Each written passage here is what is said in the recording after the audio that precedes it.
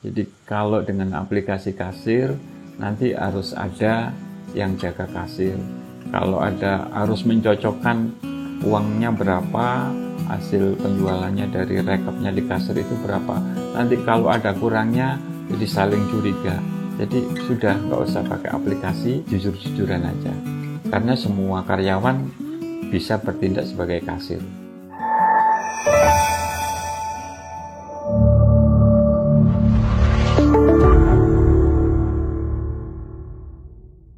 Kecil, orang jualan kecil-kecil bergerak walaupun kecil, nggak ada persaingan yang ini. Mari kita sama-sama menampilkan ya keuntungan di Kopi Latar karena yang pertama ya. Tapi apakah yang lain tertutup karena bukan yang pertama? Tidak juga, karena kalau tidak bisa jadi yang pertama, jadilah yang terbaik. Kok gak iso aku lebih apik kok iki sono sing buka. Gak bisa yang terbaik, apa tertutup peluang? Belum. Jadilah yang berbeda. Jadi nggak yang pertama, nggak yang terbaik, tapi yang berbeda itu masih punya harapan untuk bisa dikenali orang. Jadi bukan di kopi saja sebetulnya. Yang pertama kita harus jeli menangkap peluang ya. Jadi peluang apapun kita jeli menangkap, oh ya peluang usaha ini ada. Peluang itu mungkin membacanya kita dari pasarnya, pasar mana yang kita sasar gitu. Kalau Kopi Latar dulu pertama buka nggak muluk-muluk, pasarnya saya punya ide untuk bikin tempat ngopi, terus pasarnya mana? Di sebelah Kopi Latar kan ada gedung badminton. Nah itu orang-orang badminton mesti untuk ngopi. Kemudian agak ke sana ada SMK Mutu, anak-anak sekolah mesti pulang sekolah atau apa, tempat ngopi yang dekat sekolahan. Kemudian di depan ada rumah sakit. Nah, mesti orang-orang rumah sakit kalau istirahat ngopinya ke sini. Orang yang nunggu pasien kepingin cari ngopi ke sini. Kemudian ada teman-teman komunitas saya, komunitas seni, komunitas ini. Ada tetangga-tetangga. Jadi kita punya itu peluangnya ada, termasuk pasarnya yang kita rencanakan itu ada, baru kita merencanakan konsepnya seperti apa usaha ini.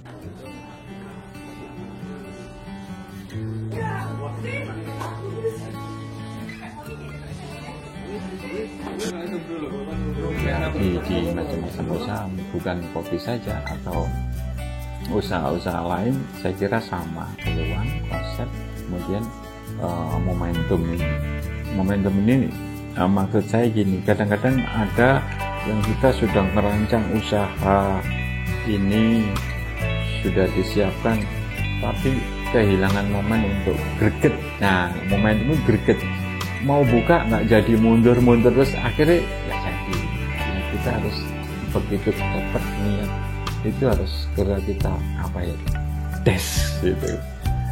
Jadi perkara di belakangnya nanti berhasil apa enggak, tapi kita sudah menangkap momentum saat yang tepat sesuai greget kita, jangan sampai mundur. Nah, saya juga dapat ilmu dari teman yang ngajari saya bikin kopi itu. Jadi mulai untuk memotivasi, mulai saya bangun tempatnya itu sudah diposting di medsos.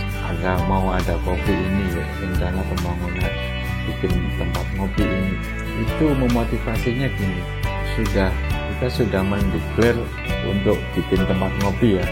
Kalau nggak jadi kita malu wis kadung disiarno nggak jadi. Itu termasuk memotivasi untuk segera merealisasikan itu.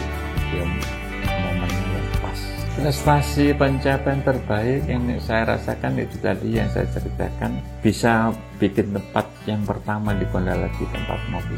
Yang kedua bisa mempekerjakan 10 orang. Itu yang ketiga menginspirasi anak-anak muda yang lain untuk bikin. Nah, keuntungan yang pasti saya rasakan itu dengan adanya warung atau kedai kopi tempat kami Kopi Latar itu, saya listrik jadi nunut warung, wifi nunut warung, makan nunut warung, PDAM nunut warung. Jadi untuk biaya listrik BBTM yang bayari dari warung kopi. Otomatis saya nggak memikirkan biaya hidup sehari-hari untuk kebutuhan-kebutuhan listrik, PDAM, makan, kemudian wifi. Kebutuhan-kebutuhan sehari-hari tercover dari warung itu. Strategi pemasaran awalnya dari medsos sangat membantu. Yang kedua dari mulut ke mulut dari teman-teman itu, kemudian dari teman-teman termasuk dari komunitas-komunitas, teman-teman kerja juga sebelum pensiun dulu sering promo, misalkan saya diajak buka, ada event apa diajak buka di sana, itu saya buka di tempat event itu untuk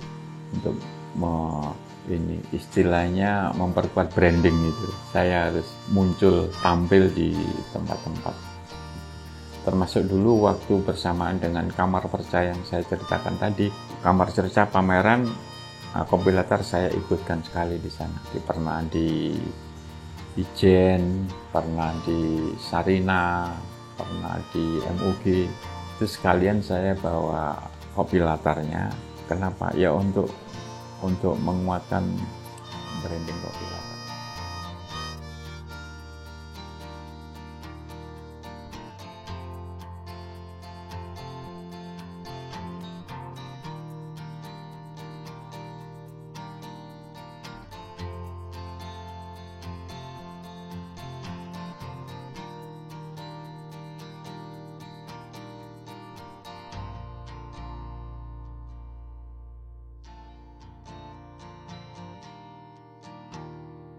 Untuk ke depan rencananya yang di satu ruang itu mau kita buat untuk pastry.